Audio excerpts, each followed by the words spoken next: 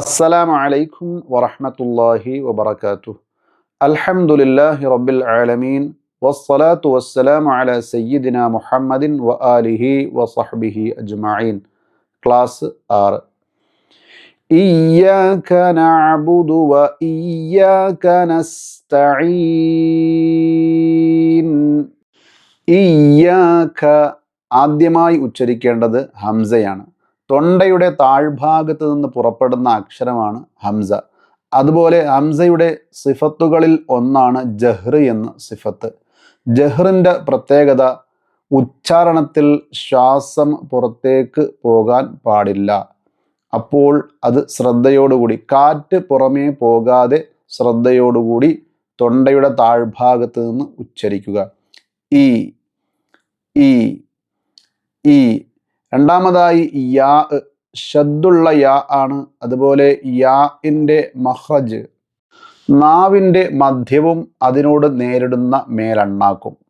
അതുപോലെ ഇയ്യ എന്ന് ഉച്ചരിക്കുമ്പോൾ യാഇന് ഷദ്ദുള്ളത് കൊണ്ട് യാഇന് നന്നാക്കാൻ ശ്രമിക്കുമ്പോൾ പലപ്പോഴും അമിതമായ ഷദ്ദ് കൊടുക്കാറുണ്ട് പലരും.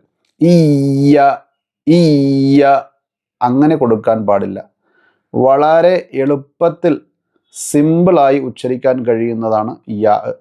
ഈയ ഈയ ഈയ.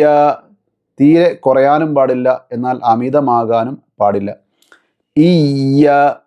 അതുപോലെ ശ്രദ്ധിക്കേണ്ടത്, നേരത്തെ സൂചിപ്പിച്ചതുപോലെ യാന് ശ്രദ്ധിക്കുമ്പോൾ ഹംസ വിട്ടുപോകാതെയും ശ്രദ്ധിക്കണം. യ യ ഇങ്ങനെ ഓതാതെ ശ്രദ്ധിക്കണം.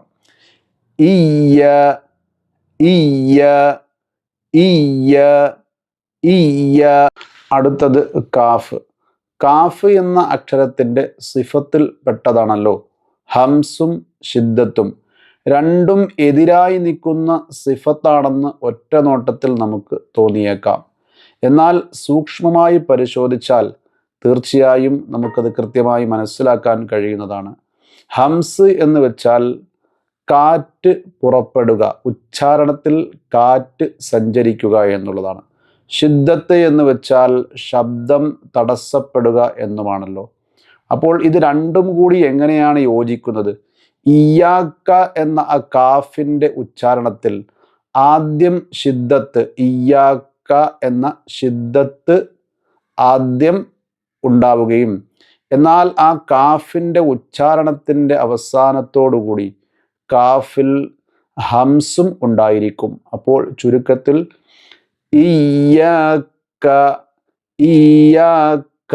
അങ്ങനെ സൂക്ഷ്മമായി പരിശോധിച്ചാൽ കാഫിൽ ഹംസും ഷിദ്ദത്തും രണ്ട് സിഫത്തുകളും ഇതിൽ ഉൾപ്പെടുന്നതാണെന്ന് മനസ്സിലാവുന്നതാണ്. ശേഷം നഅബുദു നഅബുദു നഅബുദു. ഇവിടെ ഐൻ ശ്രദ്ധയോടുകൂടി ഉച്ചരിക്കുക. പലരും ഉച്ചരിച്ച് കാണാറുണ്ട് നഅബുദു നഅബുദു. അങ്ങനെ ഉച്ചരിക്കാൻ പാടില്ല, അത് തെറ്റാണ്. നഅബുദു എന്ന് ഉച്ചരിച്ചാൽ നമുക്ക് തന്നെ മനസ്സിലാക്കാൻ കഴിയുന്നതാണ് ഒരു ഷദ്ദ് ഐനിലേക്ക് കടന്നു വന്നിട്ടുണ്ട്. അങ്ങനെ വരാൻ പാടില്ല. നഅബുദു എന്ന് ഉച്ചരിക്കാൻ പാടില്ല. അതുപോലെ നഅബുദു നഅബുദു ഐൻ നന്നാക്കി ഉച്ചരിക്കാൻ ശ്രമിക്കുമ്പോൾ പലപ്പോഴും സംഭവിക്കുന്ന ഒരു മിസ്റ്റേക്കാണ് നഅബുദു എന്ന് ഉച്ചരിക്കുന്നതിൽ ഉള്ളത്. അഥവാ അവിടെ ഖൽഖല എന്ന് പറയുന്ന ഒരു സിഫത്തിലേക്ക് ഐൻ പോവുകയാണ്. ഖൽഖല എന്ന സിഫത്ത് ഐന് ഇല്ല, അതുകൊണ്ട് അങ്ങനെ ഉച്ചരിക്കാൻ പാടില്ല. അഥവാ മുഴക്കി ഉച്ചാരണം ഐനിൽ പാടില്ല. ഉദാഹരണം ആബ് ആബ് എന്ന് നമ്മൾ ഉച്ചരിക്കാറുണ്ടല്ലോ, അത് ഐനിൽ സാധ്യമല്ല. അതുകൊണ്ട് തന്നെ ഐനെ ഉച്ചരിക്കേണ്ട വിധം നഅബുദു എങ്ങനെയല്ല, നഅബുദു എന്നുമല്ല, അതുപോലെ നഅബുദു എന്നുമല്ല, മറിച്ച് നഅബുദു മയപ്പെടുത്തി തവസ്സുത്ത് എന്ന സിഫത്ത് ചേർത്തുകൊണ്ട് വ്യക്തമായി നന്നാക്കി ഉച്ചരിക്കാൻ ശ്രദ്ധിക്കുക. നഅബുദു. ഖുർആനിൽ എവിടെയാണെങ്കിലും ഐൻ ഈ രൂപത്തിൽ വരികയാണെങ്കിൽ ഈ രൂപത്തിലാണ് ഉച്ചരിക്കേണ്ടത്. നഅബുദു അതുപോലെ ബായിലും ദാലിലും വമ്മാണ്. വമ്മ് വന്നു കഴിഞ്ഞാൽ എങ്ങനെയാണ് ഉച്ചരിക്കേണ്ടതെന്ന് നാം നേരത്തെ പഠിച്ചിട്ടുണ്ട്. എങ്കിലും ഒന്നുകൂടി സൂചിപ്പിക്കാം. വമ്മ് വന്നു കഴിഞ്ഞാൽ രണ്ട് ചുണ്ടും പക്ഷിയുടെ ചുണ്ട് പോലെ മുന്നോട്ട് കൂർപ്പിച്ച് വെക്കേണ്ടതുണ്ട്. ബു ദു ബു ദു ബു ദു നഅബുദു. അതുപോലെ നമ്മുടെ ഖിറാഅത്തിൽ ശ്രദ്ധിക്കേണ്ട കാര്യം, ഓരോ അക്ഷരങ്ങൾ ഉച്ചരിക്കുമ്പോഴും നമ്മുടെ ചുണ്ടിൻ്റെ ആകൃതിയും രീതികളും ശൈലികളും ഒക്കെ മാറിക്കൊണ്ടേയിരിക്കുന്നതാണ്. ചുണ്ട് തുറക്കാതെ ഓതുന്ന ഓത്ത് ശരിയല്ല. ചുണ്ട് തുറന്ന് കൂർപ്പിക്കേണ്ടടുത്ത് കൂർപ്പിക്കുകയും വിരിച്ചു നിർത്തേണ്ടടുത്ത് വിരിക്കുകയും ചെയ്തുകൊണ്ടുള്ളതായ ഖിറാഅത്തായിരിക്കണം. പ്രത്യേകം ശ്രദ്ധിക്കുക. നഅബുദു. നൂൻ ഉച്ചരിക്കുമ്പോൾ ചുണ്ട് വിടർന്നിരിക്കുകയും എന്നാൽ ഐൻ ഉച്ചരിക്കുമ്പോൾ ചുണ്ട് സാധാരണ രീതിയിലേക്ക് വരികയും വേണം. ഇല്ലെങ്കിൽ ഇപ്പോൾ നൂൻ ഉച്ചരിക്കുമ്പോൾ ചുണ്ട് വിടർത്തി ന ന, എന്നാൽ ഐൻ ഉച്ചരിക്കുമ്പോൾ അതുപോലെ തന്നെയാണ് നഅബുദു എന്ന് ഉച്ചരിച്ചാൽ അവിടെ മിസ്റ്റേക്ക് വരാൻ സാധ്യതയുണ്ട്. കാരണം ഐനിൻ്റെ സിഫത്തിൽപ്പെട്ടതാണ് ഇസ്തിഫാല് ഇൻഫിതാഹി എന്നുള്ളത്. നാവിൻ്റെ ഉൾഭാഗം താഴേക്ക് താഴ്ന്നിരിക്കേണ്ടെന്ന ആവശ്യം ഐന് ഉണ്ട്. എന്നാൽ മാത്രമാണ് ഐൻ വ്യക്തമാവുകയുള്ളൂ. ആ ആ നാവ് താഴ്ന്നിരിക്കുമ്പോഴാണ് ഐൻ എന്ന സിഫത്ത് ഉച്ചാരണ ശുദ്ധിയോടുകൂടി ഉച്ചരിക്കാൻ കഴിയുകയുള്ളൂ. അതുപോലെ ഐന് മറ്റൊരു സിഫത്തുണ്ട്, ജഹർ. ഐൻ ഉച്ചരിക്കുമ്പോൾ കാറ്റ് പുറപ്പെടാൻ പാടില്ല, കാറ്റിന് തടസ്സമുണ്ടാകും. മറ്റൊന്ന് ഐൻ്റെ സിഫത്താണ് തവസ്സുത്ത് എന്ന സിഫത്ത്, അഥവാ മധ്യമ നിലയിൽ ഉച്ചാരണ അയവുണ്ടാകണം. അതുകൊണ്ടാണ് നഅബുദു എന്ന് ഉച്ചരിക്കണം എന്ന് സൂചിപ്പിച്ചത്. നഅബുദു നഅബുദു നഅബുദു നഅബുദു നഅബുദു. ശേഷം വ ഇയ്യാക. ഇവിടെ വാവ് ഉച്ചരിക്കുമ്പോൾ ശ്രദ്ധിക്കുക. രണ്ട് ചുണ്ട് വൃത്താകൃതിയിലായി നടു ഒഴിവായി കൊണ്ട് വേണം ഉച്ചരിക്കാൻ. വാവ് വാവ് വ വ ഇയ്യാക. ഇയ്യാക നമ്മൾ ആദ്യം ചർച്ച ചെയ്തതുപോലെ തന്നെ ഉച്ചരിക്കുക. സെയിം പദമാണല്ലോ. വ ഇയ്യാക വ ഇയ്യാക വ ഇയ്യാക നസ്തഈൻ നസ്. ഇവിടെ സീൻ സുക്കൂനോടുകൂടി ഉച്ചരിക്കുമ്പോൾ ശ്രദ്ധിക്കുക.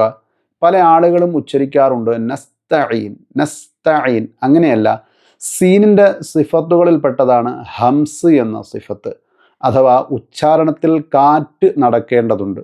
അതുപോലെ റിഹ്വ് എന്ന സിഫത്തും സീനിന് ഉണ്ട്, ശബ്ദവും നടക്കേണ്ടതുണ്ട്.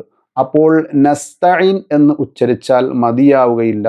നസ് നസ് അല്പം നീട്ടി നസ് നസ് നസ്തഈൻ. ശേഷം ശ്രദ്ധിക്കേണ്ട അക്ഷരമാണ് ത. പലർക്കും അവ്യക്തമാണ് ത ആണോ തോ ആണോ എന്നുള്ളത്. ചില ആളുകളൊക്കെ ഉച്ചരിച്ച് കാണാറുണ്ട് നസ്തഈൻ, തോ ഉച്ചരിക്കാറുണ്ട്. ശരിയല്ല, ത ആണ്, രണ്ട് പുള്ളിയുള്ള ത. നാവിൻ്റെ തലയും മേൽ മുൻപല്ലുകളുടെ മുരടും ചേർന്നാണ് ഉച്ചരിക്കേണ്ടത്. നസ്ത നസ്ത നസ്ത നസ്തഈൻ. ഐനിൻ്റെ മഖ്റജും സിഫത്തും നേരത്തെ വിശദീകരിച്ചിട്ടുണ്ടല്ലോ. നസ്തഈൻ. അവസാനം നൂനിൽ വഖഫ് ചെയ്യുമ്പോൾ നൂൻ അല്പം കേൾക്കുന്ന രൂപത്തിൽ സമയമെടുത്ത് ഉച്ചരിക്കണം. നസ്തഈൻ. ഇനി നമുക്ക് പരിശീലിക്കാം. ഇയ്യാക ഇയ്യാക ഇയ്യാക നഅബുദു നഅബുദു നഅബുദു വ ഇയ്യാക വ ഇയ്യാക വ ഇയ്യാക നസ്തഈൻ നസ്തഈൻ